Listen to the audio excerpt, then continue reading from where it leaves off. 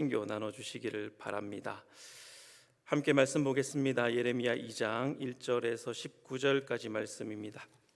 예레미야 2장 1절에서 19절까지 말씀.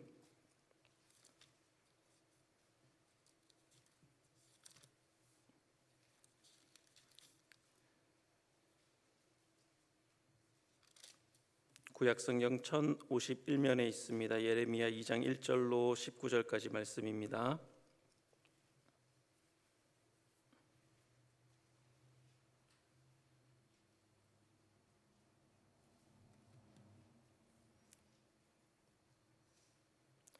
찾으신 줄 알고 한 절씩 교독하도록 하겠습니다. 예레미야 2장 1절. 여호와의 말씀이 내게 임하니라. 이르시되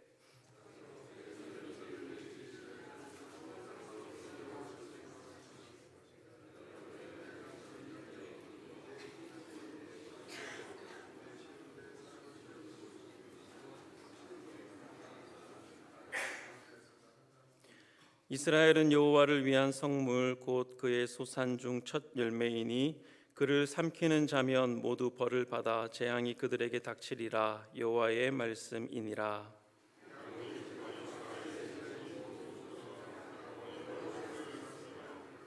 나 여호와가 이와 같이 말하노라. 너희 조상들이 내게서 무슨 불의함을 보았기에 나를 멀리하고 가서 헛된 것을 따라 헛되이 행하였느냐.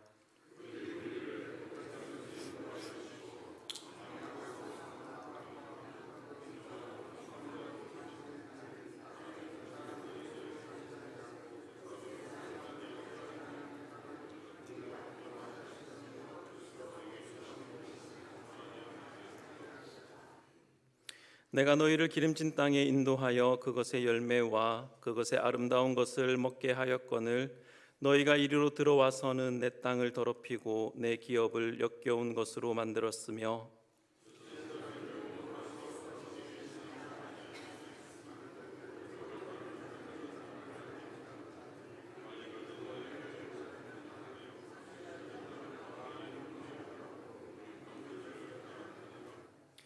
그러므로 내가 다시 싸우고 너희 자손들과도 싸우리라. 여호와의 말씀이니라.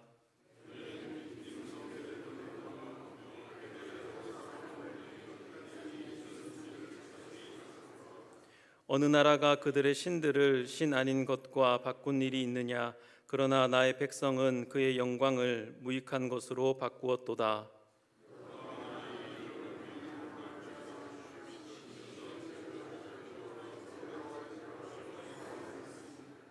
내 백성이 두 가지 악을 행하였나니 곧 그들이 생수의 근원되는 나를 버린 것과 스스로 웅덩이를 판 것인데 그것은 그 물을 가두지 못할 터진 웅덩이들이니라.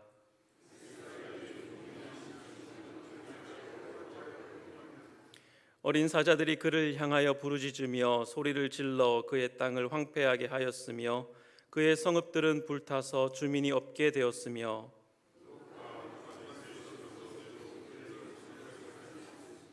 내 하나님 여호와가 너를 길로 인도할 때에 내가 그를 떠남으로 이를 자취함이 아니냐.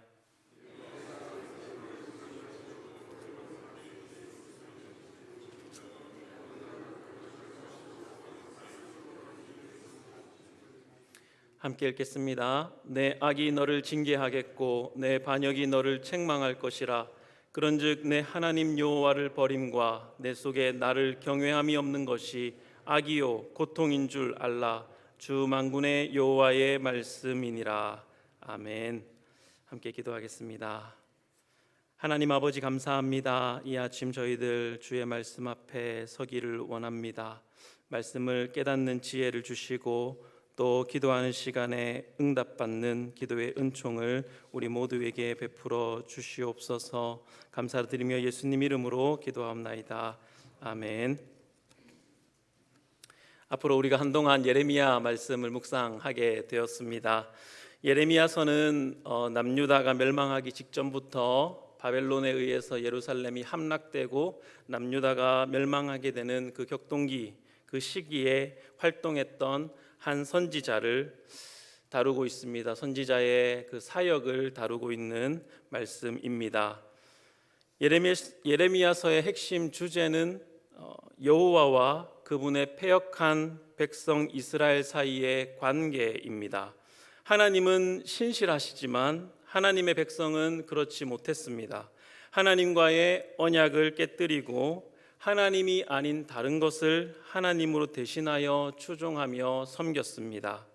하나님께서는 언약을 깨뜨린 자기 백성에게 언약을 깨뜨렸을 때 어떤 결과를 맞이하게 될 것인지 이미 신명기와 같은 말씀을 통해서 말씀하셨습니다. 그리고 그 말씀하신 그 말씀을 토대로 지금 심판을 행하실 것을 이 예레미야라는 선지자를 통해서 선포하시는 것입니다.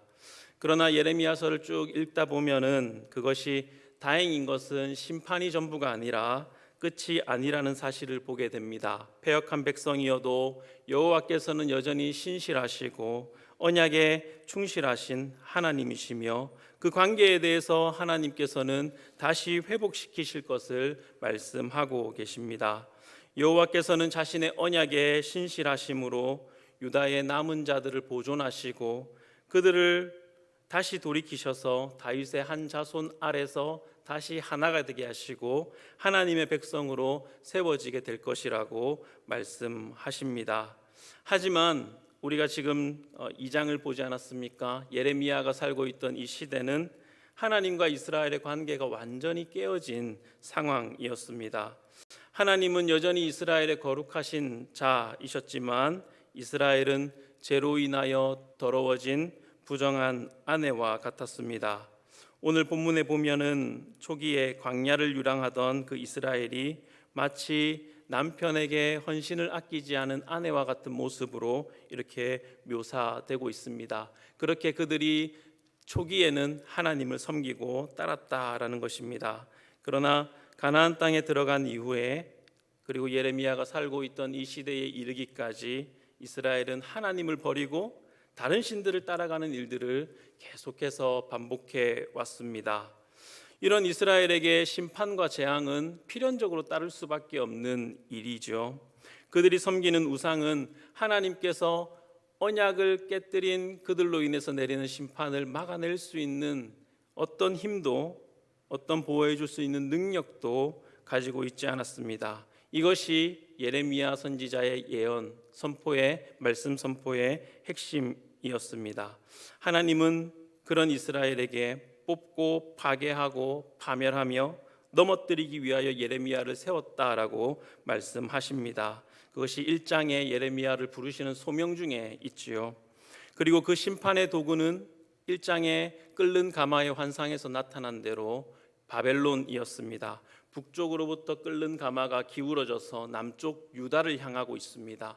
그 쏟아질 것입니다. 바벨론을 통하여서 남쪽 유다를 하나님께서 심판하시고 징계할 것을 말씀하셨습니다. 오늘 우리가 읽은 2장은요 이러한 심판 선포의 첫 번째 해당하는 부분입니다. 오늘 2장부터 20장까지 예레미야 선지자는 남유다에 대해서 9번의 심판을 예언할 것입니다. 그리고 오늘 본문은 첫 번째가 되는 것입니다. 2절을 보면 이렇게 시작하지요. 가서 예루살렘의 귀에 외칠지니라 여호와여 여호와께서 이와 같이 말씀하시기를. 이렇게 말하면서 예레미야 선지자의 첫 말씀 선포가 시작됩니다. 처음에 전한 말씀은 우리가 지금까지 말씀드린 대로 이스라엘의 불신앙과 패역을 고발하면서 이스라엘이 처음 광야에 살았던 때의 좋았던 모습을 하나님께서 기억하고 계신다라는 것을 말하고 있습니다. 내가 너를 위하여 내 청년 때의 인애와 내 신혼 때의 사랑을 기억하노니 곧 씨 뿌리지 못하는 땅 그 광야에서 나를 따랐음이라.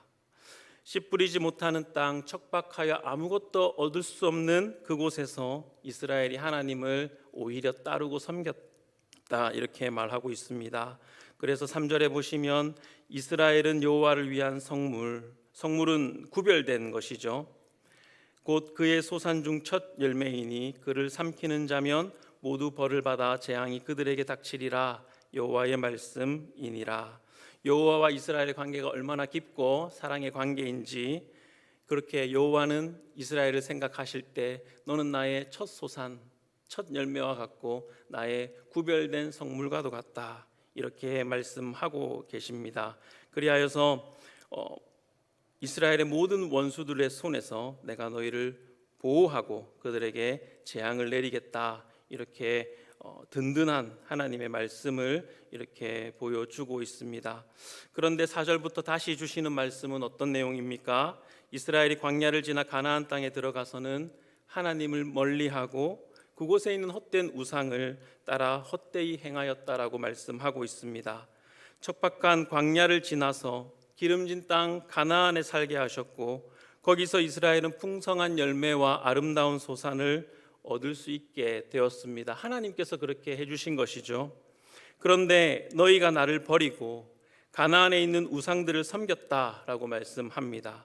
어찌하여 그렇게 하였느냐? 그럴 만한 불의함이 여호와께 있었느냐? 이렇게 4절과 5절에 되묻고 계십니다. 그러면서 예레미야는 백성들이 여호와를 신실하게 섬길 수 있도록 지도해야 할 지도자들이 그렇게 하지 못한 것을 질책하고 있습니다. 8절 보시면 제사장들은 여호와께서 어디 계시냐 말하지 아니하였으며 율법을 다루는 자들은 나를 알지 못하며 관리들도 나에게 반역하며 선지자들은 바알의 이름으로 예언하고 무익한 것들을 따랐느니라. 하나님과의 교제를 이끌어가야 하는 제사장들, 백성들에게 하나님을 가르쳐야 하는 율법을 맡은 자들, 그들이 오히려 하나님을 알지 못했다 말씀하고 있습니다. 그들이 스스로 하나님과의 관계를 저버렸다라는 것이죠. 이스라엘을 하나님의 말씀대로 공의로 다스려야 할 지도자들도 하나님을 버렸다 말씀합니다. 예언자들은 하나님의 이름을 선포하는 대신에 바알의 이름을 의존하면서 바알의 이름으로 예언하면서 백성들로 하여금 가치 없는 헛된 우상을 따르도록 부추겼다라고 이렇게 하나님께서 말씀하고 계십니다. 이어지는 10절과 11절 보시면 너희는 기띔 섬들에 건너가 보며 게달에도 사람을 보내 이 같은 일이 있었는지를 자세히 살펴보라. 어느 나라가 그들의 신들을 신 아닌 것과 바꾼 일이 있느냐? 그러나 나의 백성은 그의 영광을 무익한 것으로 바꾸었도다. 이 말이 무슨 말이냐면 하나님께서 지금 이스라엘에게 그들의 불신앙을 명백하게 보여주기 위해서 다른 이방 민족들이 그들의 신을 어떻게 섬기는지 가서 한번 보라, 이렇게 말씀하시는 것입니다. 저기 서쪽으로 가서 기띔의 해변가를 가보든지 저기 동쪽으로 가서 게달에 가보든지 하여튼 너희들 가서 이방 족속들이 자기들의 신을 어떻게 섬기는지 어떻게 대하는지 한번 살펴봐라. 자기들이 섬기는 신을 바꾼 민족이 한 민족이라도 있느냐, 이렇게 말씀하시는 겁니다. 한 민족도 없다라는 것이죠. 그런데 참신의 택하심을 받은, 참신을 섬기도록 부름받은 이스라엘은 어찌하여 참신인 하나님을 버리고 무익한 우상을 섬길 수 있느냐, 이렇게 말씀하시는 것입니다. 13절에 보면 내 백성이 두 가지 악을 행하였나니 곧 그들이 생수의 근원되는 나를 버린 것과 스스로 웅덩이를 판 것인데 그것은 그물을 가두지 못할 터진 웅덩이니라. 이스라엘은 하나님을 버림으로 두 가지 악을 행했다라고 하나님께서 고발하십니다. 먼저는 생수의 근원이신 하나님을 버린 것, 그리고 하나님을 버리고 스스로 웅덩이를 판 것입니다. 그런데 스스로 판 웅덩이는 어떤 웅덩이라고 말씀하시나요? 터진 웅덩이라고 말씀하십니다. 물을 모을래야 모을 수 없는 웅덩이를 스스로 파고 그것을 하나님 자리에 대신하고 있다라는 것이죠. 그 결과 이스라엘이 당하게 되는 현실이 어떻습니까? 14절로 16절까지 나와 있습니다. 이스라엘이 종이냐 시종이냐 어찌하여 포로가 되었느냐? 어린 사자들이 그를 향하여 부르짖으며 소리를 질러 그의 땅을 황폐하게 하였으며 그의 성읍들은 불타서 주민이 없게 되었으며 놉과 다바네스의 자손도 내 정수리를 상하게 하였으니. 이스라엘은 하나님의 백성이지 종이 아니죠. 하나님의 백성이지 포로가 아닙니다. 그러나 그들은 포로가 되었습니다. 포로와 마찬가지가 되었습니다. 그들은 목이 말라 죽을 지경이 되었습니다. 침략자들에게 약탈을 당하고 땅은 황폐하게 되었습니다. 이스라엘의 성읍들은 불에 타서 폐허가 되었고 애굽의 공격에 정수리가 깨지는 치명타를 입게 되었다, 이렇게 말씀하고 있습니다. 그렇다면 다시 그들은 회개하고 생수의 근원이 되시는 하나님께로 돌아와야 할 텐데요, 그러지 않았습니다. 그들이 어떻게 했다고 말씀합니까? 18절에 있습니다. 네가 시올의 물을 마시려고 애굽으로 가는 길에 있음은 어찌 됨이며 또 내가 그 강물을 마시려고 아수르로 가는 길에 있음은 어찌 됨이냐. 하나님이 아니라 애굽과 아수르에게 도움을 요청했다, 이렇게 말하고 있습니다. 그러나 그 도움을 요청한 것으로 인해서 그들이 도움을 받았습니까? 이스라엘은 도움을 얻지 못했습니다.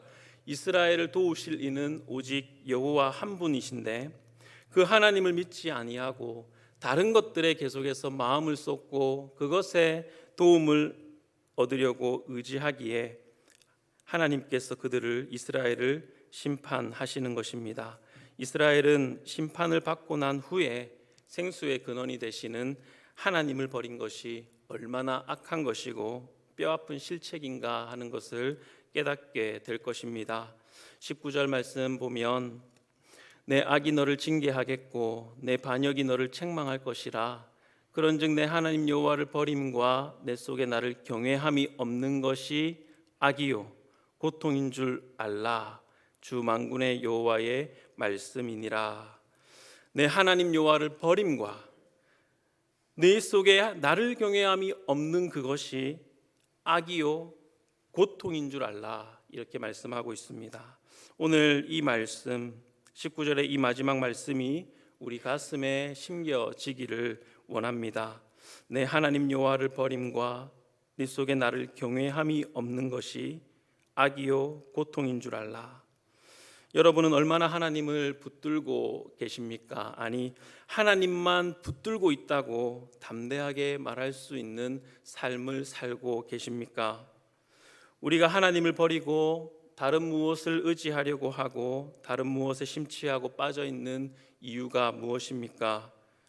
그것은 터진 웅덩이입니다. 그것이 무엇이 되었든 결국에는 여러분을 배신할 것입니다. 팀 켈러 목사님은 내가 만든 신이라는 책을 통해서 현대인이 하나님의 자리에 대신하는 여러 가지 것들을 설명하셨습니다. 그리고 그것들은 결국 그 사람을 배신하게 될 것이다, 이렇게 말했습니다. 간단히 인용해서 읽어드리겠습니다. 미의 여신 아프로디테에게 무릎 꿇지는 않더라도 오늘날 많은 젊은 여성이 외모와 몸매에 과도히 집착한 나머지 우울증과 섭식장애에 시달린다. 우리 교회 보면은 젊은 여성만 그런 건 아닌 것 같습니다. 더 이상 말씀드리지 않겠습니다. 멘토나 상사와의 수직 관계에서는 처세술이 좋아서 출세 가도를 달리지만 배우자나 친구, 가족과의 수평 관계에서는 진정한 결속을 이룰 줄을 모른다. 수많은 대통령 후보가 말로는 가족을 위해서 출마한다고 말하지만 세월이 지나 보면 권력의 무상함과 외로움을 뼈저리게 느끼는 대신에 자녀와 배우자는 이미 멀어진 경우가 많다. 외모, 사랑, 돈, 권력, 성취, 세상에 좋은 것들이 참 많이 있습니다. 그런데 그 좋은 것들 중에 하나가 최고의 것으로 둔갑할 때, 그 좋은 것들 중 하나가 궁극적인 의미로 그 사람 앞에 등장할 때, 그것은 그 사람에게 있어서 하나님을 대신하게 되는 것입니다. 그리고 그때의 그 좋은 것은 다른 모든 가치들을 짓밟고 하나님도 버리게 만들고 결국 그 사람은 파괴되고 만다라는 것입니다. 사람의 마음은 우상 공장과 같다, 성경은 말씀합니다. 우상을 계속해서 만들어낸다는 거예요. 최고의 자리에, 궁극적인 자리에 하나님을 견고하게 두지 않으면 끊임없이 사람은 터진 웅덩이를 찾고 만들어내며 그것을 하나님 자리에 두고 대신한다라는 것입니다. 그 대상은 그때그때 다를 수가 있습니다. 유행의 흐름에 따라 시대의 어떤 붙잡고 쫓아가는 그 가치에 따라서 사람들은 끊임없이 대상과 종류를 바꿔보지만 그러나 거기에 본심은 한 가지입니다.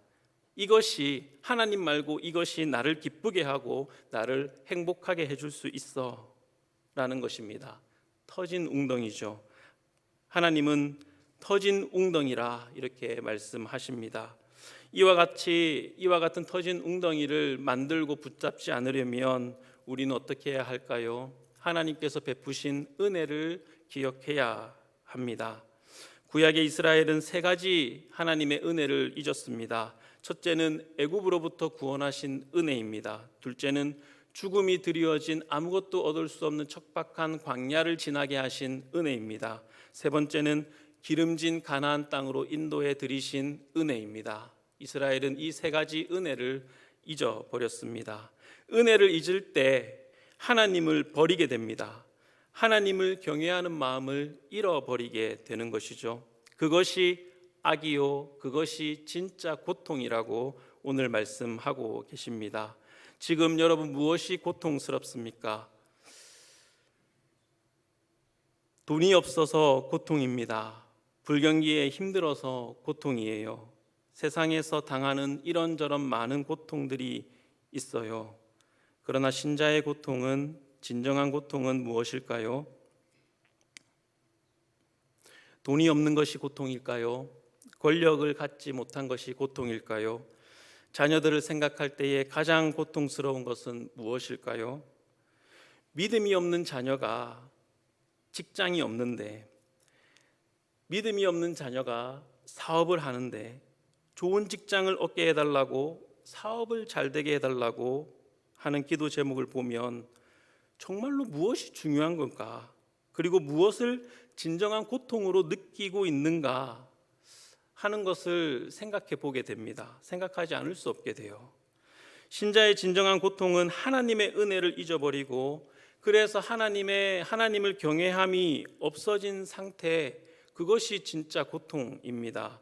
그렇게 메마른 심령의 상태를 느낄 때 고통스럽지 않습니까?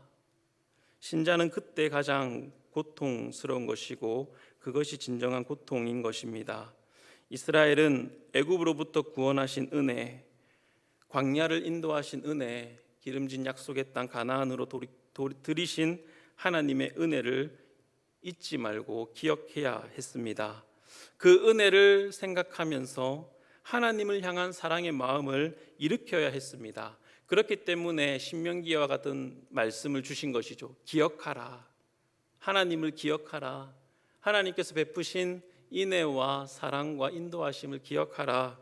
신명기와 같은 말씀으로 하나님께서 베푸신 은혜를 기억하라고, 그것이 너희의 힘이고 너희가 다른 그 어떤 헛된 것을 붙잡지 않고 하나님만 섬기는 하나님의 백성으로 살아갈 수 있는 길이라고 말씀해 주신 것입니다. 오늘날 우리들이 잊고 있는 것은 무엇입니까? 신약 성경에 보면 주님은 이것을 행하여 나를 기념하라 라고 제자들에게 말씀하셨습니다. 하나님께서 우리에게 행하신 크고 위대한 일은 아들을 아끼지 않고 내어주심으로 말미암아 죄악 가운데서 우리를 구원하신 은혜입니다.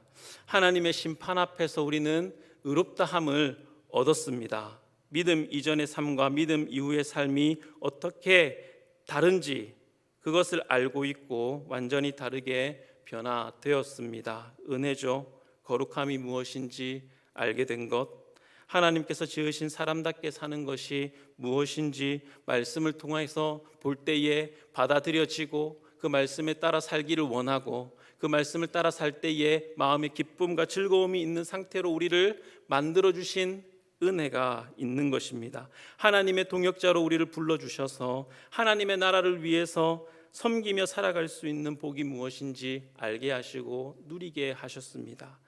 그 은혜를 우리에게 주셨는데 우리는 그 은혜를 저버리고 살 때가 참 많은 것을 보게 됩니다.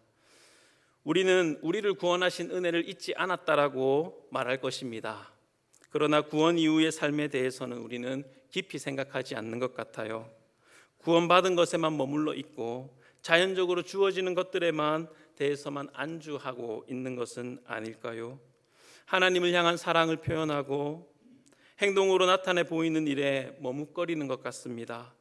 순종하는 것이 주님을 알아가는 길이고 순종하는 것이 기쁨을 얻는 길이라는 것을 잘 깨닫지 못합니다. 마지못해 짐을 지듯이 행하는 것이 다반사일 때가 참 많습니다. 구원받은 이후에 또 하나님의 직분을 받은 자로서 내 삶의 구체적인 행동의 변화는 무엇이 있습니까? 거룩함과 성실함으로 하나님을 섬기는 삶으로 나의 시간을 채우고 있는지 돌아볼 수 있기를 원합니다.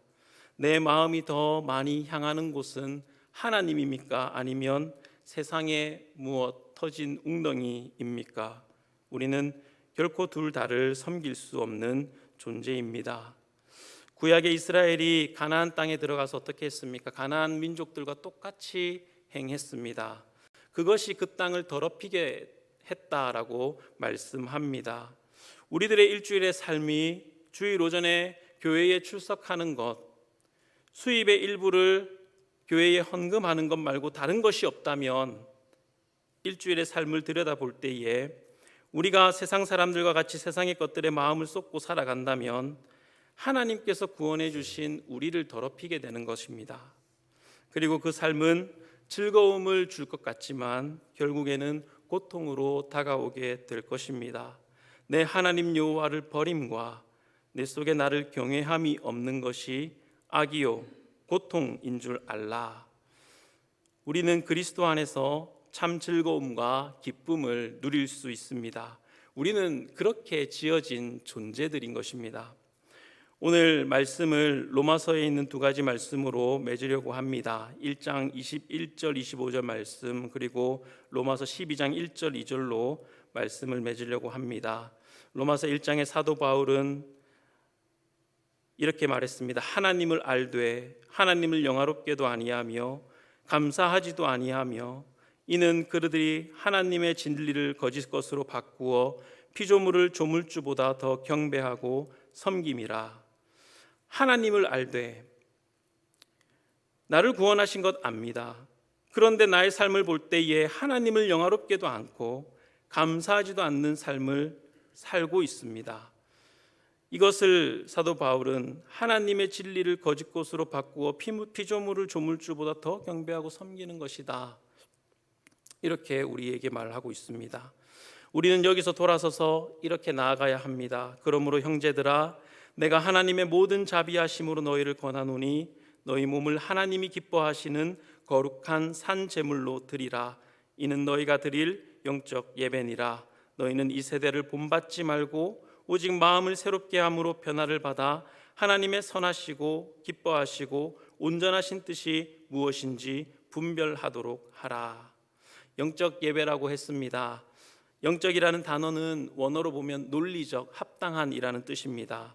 사도 바울은 모든 사람이 죄인이어서 하나님의 영광에 이르지 못했는데 하나님께서 새로운 의를 나타내셔서 예수 그리스도의 속량, 이 하나님의 의를 나타내셔서 이것을 믿음으로 말미암아 은혜로 값없이 의롭다함을 얻은 자가 되었다라고 이야기를 합니다. 그 은혜를 아는 자는 이와 같이 예배를 드려야 합당한 예배다. 영적 예배는 합당한 예배다라는 것입니다. 너희 몸을 하나님이 기뻐하시는 거룩한 산 제물로 드리는 것, 이것이 너희가 드릴 논리적, 합당한, 합리적 예배다라는 것입니다. 이 세대를 본받지 말고 마음을 새롭게 하여 변화를 받아서 하나님의 선하시고 기뻐하시고 온전한 뜻이 무엇인지 분별하고 그 분별한 대로 여러분의 삶을 살아가는 그 삶이 은혜를 아는 자의 합당한 삶의 예배라고 말씀하십니다. 그리스도께서 우리를 위하여 죽으심으로 말미암아 우리가 하나님 앞에서 의롭다함을 얻었습니다. 구원을 받았습니다. 우리는 하나님을 버릴 수 없고 하나님과 다른 무엇을 내 마음에 두고 경쟁 붙일 수가 없습니다. 그런 마음의 상태가 가장 큰 고통의 상태라고 오늘 말씀하고 있습니다. 우리는 그리스도를 떠나서는 그 어떤 것으로도 만족을 얻을 수 없는 존재들입니다. 우리는 그렇게 지음을 받았습니다. 여러분, 세상에 주는 즐거움에 속지 마시기 바랍니다. 그것에 연연하고 집착하여서 하나님 대신에 늘 그것을 생각하고 그것을 붙잡고 어떻게 하면 한 번 더 그것을 얻을 수 있을까, 그것을 하러 갈 수 있을까, 그것을 볼 수 있을까 하는 생각에서 마음을 거두시고 하나님께로 나아가는 복이 있기를 바랍니다. 날마다 그리스도의 은혜 가운데 머무십시오. 예수 그리스도 안에 있는 나를 발견하는 즐거움을 알기를 원합니다. 그 안에서 기뻐하는 것보다 하나님을 경외하는 삶은 없습니다. 예수 그리스도 안에 있는 나를 발견하고 그것을 즐거워하고 그것을 누리는 것보다 하나님을 경외하는 것은 없다는 것입니다. 이것이 우리들의 기도 제목이 되기를 원합니다.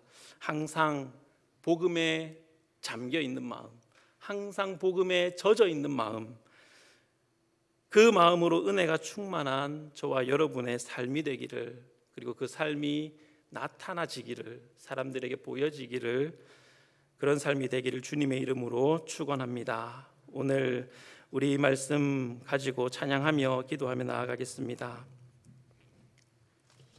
두 손 들고 찬양합니다. 함께 찬양하시겠습니다.